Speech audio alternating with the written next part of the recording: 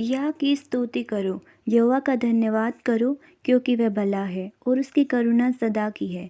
यहोवा के पराक्रम के कामों का वर्णन कौन कर सकता है, या उसका पूरा गुणानुवाद कौन सुना सकता है। क्या ही धन्य है वे जो न्याय पर चलते और हर समय धर्म के काम करते हैं। हे यहोवा, अपनी प्रजा पर की प्रसन्नता के अनुसार मुझे स्मरण कर। मेरे उद्धार के लिए मेरी सुधि ले, कि मैं तेरे चुने हुओं का कल्याण देखूं और तेरी प्रजा के आनंद में आनंदित हो जाऊं और तेरे निज भाग के संग बड़ाई करने पाऊं। हमें तो अपने पुरखाओं के समान पाप किया, हमने कुटिलता की, हमने दुष्टता की है। मिस्र में हमारे पुरखाओं ने तेरे आश्चर्य कर्मों पर मन नहीं लगाया, न तेरी अपार करुणा को स्मरण रखा। उन्होंने समुद्र के किनारे अर्थात लाल समुद्र के किनारे बलवा किया, तो भी उसने अपने नाम के निमित्त उनका उद्धार किया, जिससे वह अपने पराक्रम को प्रकट करे। तब उसने लाल समुद्र को घुड़का और वह सूख गया, और वह उन्हें गहरे जल के बीच से मानो जंगल में से निकाल ले गया।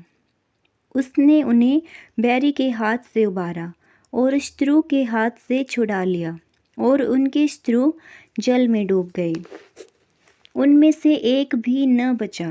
तब उन्होंने उसके वचनों का विश्वास किया और उसकी स्तुति गाने लगे, परंतु वे झट उसके कामों को भूल गए और उसकी युक्ति के लिए न ठहरे।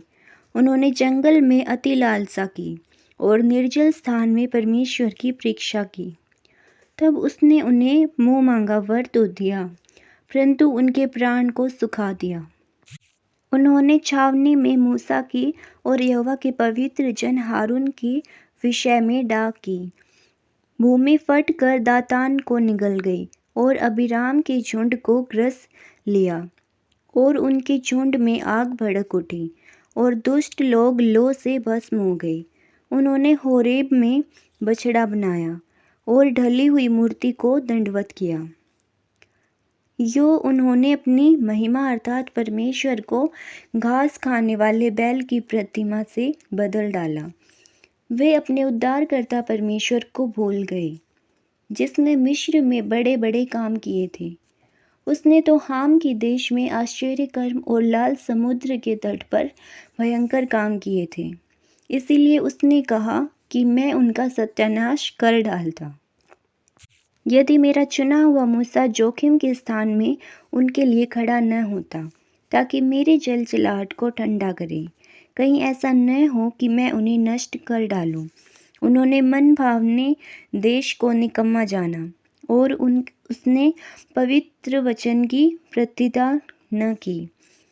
वे अपने तंबुओं में कुड़कुड़ाए और यहोवा का कहा न माना। तब उसने उनके विषय में शपथ खाई कि मैं इनका जंगल में नाश करूँगा और इनके वंश को अन्य जातियों के सम्मुख गिरा दूँगा और देश देश के ने तितर बितर करूँगा। वे पोर वाले बाल देवता को पूजने लगे और मुर्दों को चढ़ाए हुए पशुओं का मांस खाने लगे। यो उन्होंने अपने कामों से उसको क्रोध दिलाया और मरी उनमें फूट पड़ी। तब फिनहास ने उठकर न्यायदंड किया, जिससे मरी थम गई, और यह उसके लेखे पीढ़ी से पीढ़ी तक सर्वदा के लिए धर्म गिना गया। उन्होंने मरीबा के सोते के पास भी यहोवा का क्रोध भड़काया, और उनके कारण मूसा की हानि हुई, क्योंकि उन्होंने उसकी आत्मा से बलवा किया। तब मूसा बिन सोचे बोल उठा, जिन लोगों के विषय यहोवा ने उन्हें आज्ञा दी थी, उनका उन्होंने सत्यानाश न किया, वरन उन्हीं जातियों से हिल मिल गए और उनके व्यवहारों को सीख लिया और उनकी मूर्तियों की पूजा करने लगे, और वे उनके लिए फंदा बन गई। वरन उन्होंने अपने बेटे बेटियों को पिशाचों के लिए बलिदान किया और अपने निर्दोष बेटे बेटियों का लहू बहाया, जिन्हें उन्होंने कनान की मूर्तियों पर बलि किया। इसलिए देश खून से अपवित्र हो गया, और वे आप अपने कामों के द्वारा अशुद्ध हो गए और अपने कार्यों के द्वारा व्यभिचारी भी बन गए। तब यहोवा का क्रोध अपनी प्रजा पर भड़का और उसको अपने निज भाग से घृणा आई। तब उसने उनको अन्य जातियों के वश में कर दिया और उनके बैरियों ने उन पर प्रभुता की।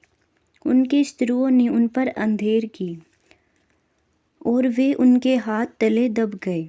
बारंबार उसने उन्हें छुड़ाया, परंतु वे उसके विरुद्ध युक्ति करते गए और अपने अधर्म के कारण दबते गए। तो भी जब जब उनका चिल्लाना उसके कान में पड़ा, तब तब उसने उनके संकट पर दृष्टि की और उनके हित में अपनी वाचा को स्मरण करके अपनी अपार करुणा के अनुसार तरस खाया। और जो उन्हें बंदी बनाकर ले गए, उन सब से उन पर दया कराई। हे हमारे परमेश्वर यहोवा, हमारा उद्धार कर और हमें अन्य जातियों में से इकट्ठा कर ले, कि हम तेरे पवित्र नाम का धन्यवाद करें और तेरी स्तुति करते हुए तेरे विषय में बड़ाई करें। इज़राइल का परमेश्वर यहोवा अनादिकाल से अनंत काल तक धन्य है। और सारी प्रजा कहे आमीन, यह की स्तुति करो।